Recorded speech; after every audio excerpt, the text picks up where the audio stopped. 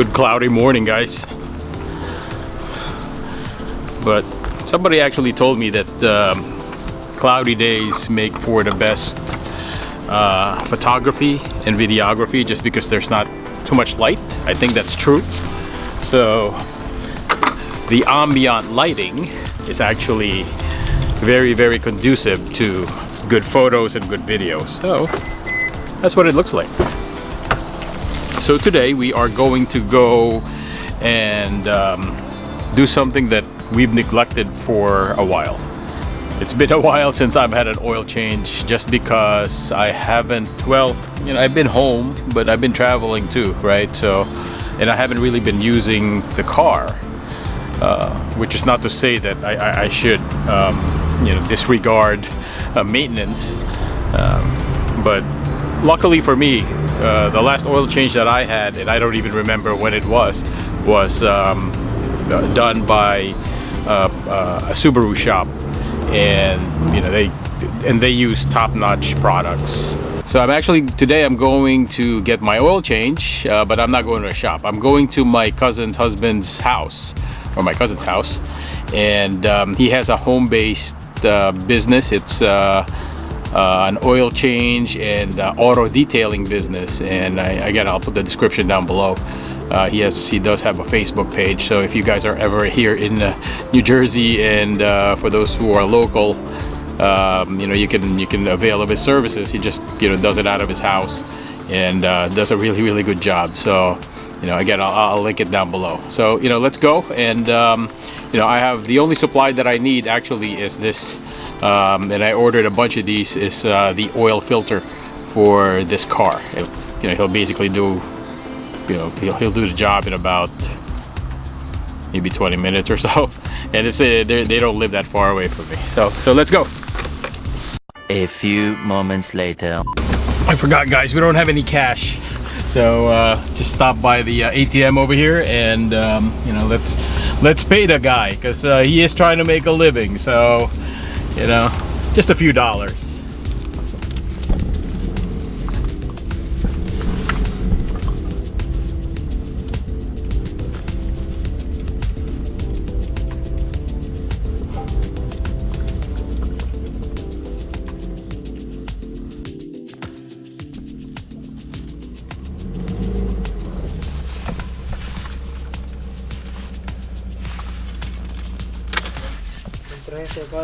Para sa ganyan, pagpapump ng hangin. Sa Pilipinas yan ang ginagawa para madaling ma-drain yung oil. Sa hangin para... Yan ang professional, guys, hindi na inatanggal yung ano. Ha? Di bomba na lang. Di bomba na ngayon? Di bomba na lang yan, oh.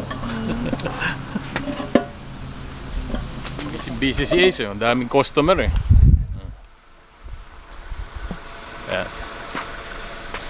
Another customer, another satisfied customer. So yeah, Ace got the pump going.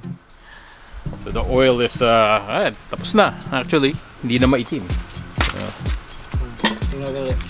Nahigop na.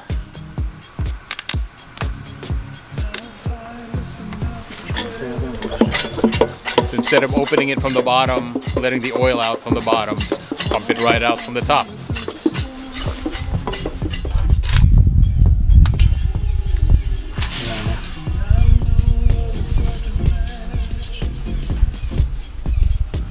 Simot. Simot na.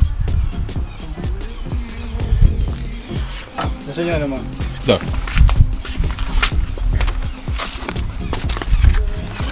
Subaru?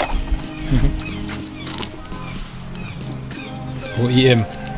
Maganda to. Maganda sa OEM yung mga Hyundai. Hyundai na filter. Sabi ko,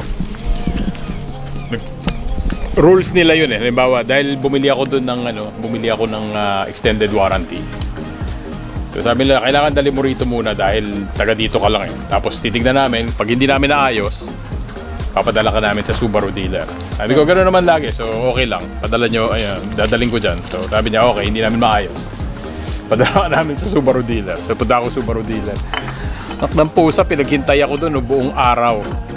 dahil kailangan nila ng yung extended warranty company, kailangan nila ng approval from the general manager ng Global para gawin yung kotse ko.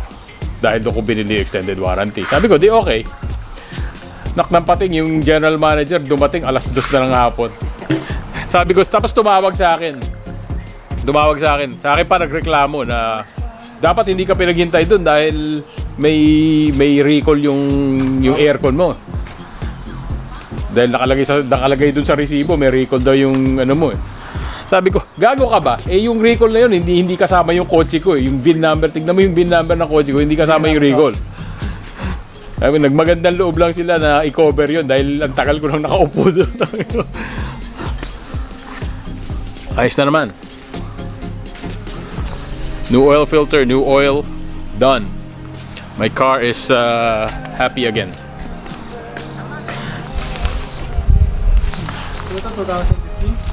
2015. I'm using, actually first time kong gumamit ng Amsoil. One of the better oils that we can use.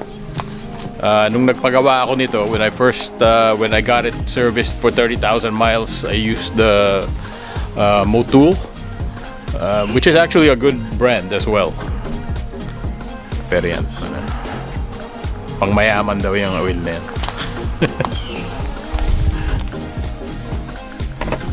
Langisan na.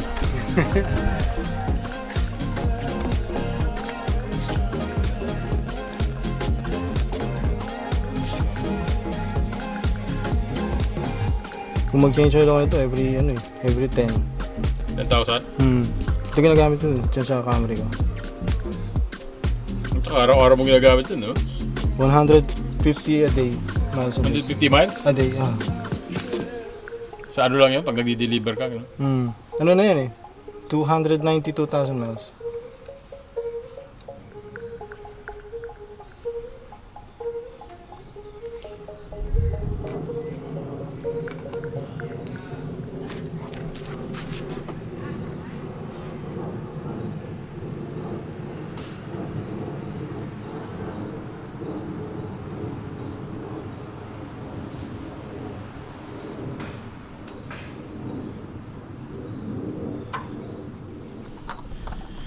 Done. Yan naman. Meron ako tinirang ganyan eh. No, kailangan na rin i-detail to dahil ang dami ng mga swirl, ang dami ng mga gasgas, maliliit na gasgas. Ang hirap talaga pagka walang garahe sa bahay.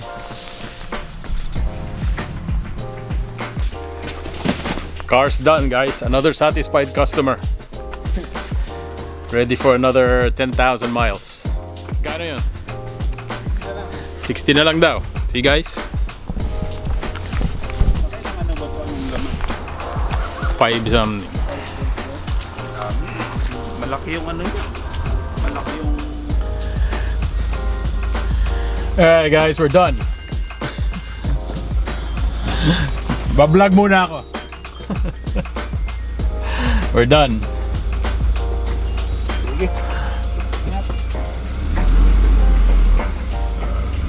Now I gotta go meet up with my kids. They want to go to the store. But yeah, see? Little elbow grease, you make some money. I would trust Ace than, you know, bringing it to a place. You know, there's some shops around here in New Jersey that do a good job as well. But obviously, you know, he's a relative, so yeah, I gotta support him as well. But yeah, he does a good job. So if you guys ever need some oil change or have your car, if you want to have your car detailed, you know, Ace Car Detailing and Oil Change cannot go wrong. So guys, thank you for joining me today. I know this is going to be a short vlog, or it was a short vlog. And you know, if you like this content, I'm kind of veering off from the food for a little bit, but you know, if you do like this content, please do hit the subscribe button and, you know, hit that like, and you know, watch out for some of my new videos. So I hope you guys have a good day, and I will see you next time. Peace.